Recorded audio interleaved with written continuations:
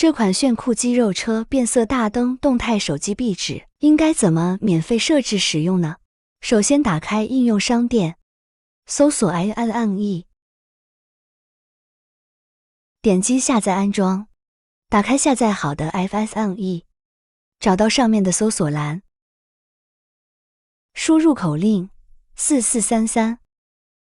点击搜索，进去后，这里所有壁纸全部免费。找到喜欢的那款，点进去，就可以免费下载下来了。